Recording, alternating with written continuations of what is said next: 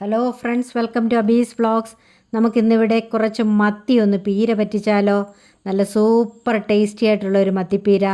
അതിനുവേണ്ടി ഞാനിവിടെ 1/2 കിലോ മത്തി കഴുകി വൃത്തിയാക്കി കട്ട് ചെയ്ത് ഒരു ചട്ടിയിലേക്ക് എടുത്തിട്ടുണ്ട്.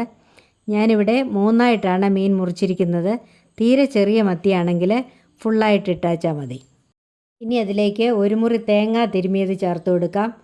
4 പച്ചമുളക് വട്ടത്തിലരിഞ്ഞത് ഇട്ട് കൊടുക്കാം. ഇനി ഞാനിവിടെ ഒരു 4 അല്ലി വെളുത്തുള്ളി ചതച്ചെടുത്തിട്ടുണ്ട്, അതുകൂടി ചേർത്ത് കൊടുക്കാം. ഇനിയും ഒരു കഷ്ണം ഇഞ്ചി അരിഞ്ഞെടുത്തിട്ടുണ്ട്, അതുകൂടി അതിലേക്ക് ഇട്ട് കൊടുക്കാം. ഒരു സബോള കൊത്തി അരിഞ്ഞതുകൂടി ഇതിലേക്ക് ചേർത്ത് കൊടുക്കാം.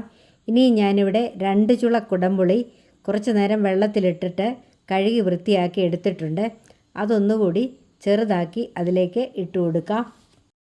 ഒരല്പം ഉലുവ കൂടി ഇതിലേക്ക് ചേർത്ത് കൊടുക്കാം. ഉലുവ ഒരു പിഞ്ച് മതി. ഉലുവായ്ക്ക് പകരം ഉലുവാപ്പൊടി ചേർത്താലും മതി. ഞാനിവിടെ മുഴുവനെയുള്ള ഉലുവയാണ് ചേർക്കുന്നത്. ഇനി ഇതിലേക്ക് ഒരു 1/4 ടീസ്പൂൺ മഞ്ഞൾപ്പൊടി കൂടി ചേർത്ത് കൊടുക്കാം.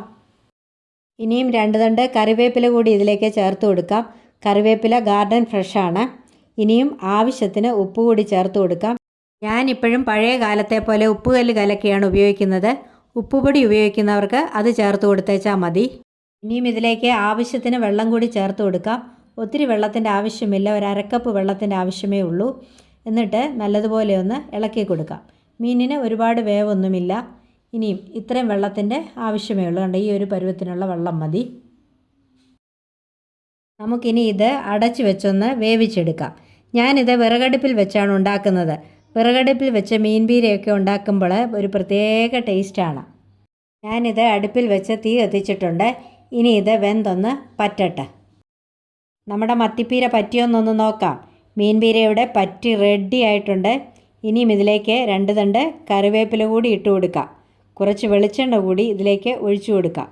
ചൂട് മീൻ പീരയിലേക്ക് ഗാർഡൻ ഫ്രഷ് കറിവേപ്പിലയും വെളിച്ചെണ്ണയും കൂടി ചേർക്കുമ്പോൾ നല്ലൊരു മണവും ഒരു പ്രത്യേക രുചിയുമാണ്.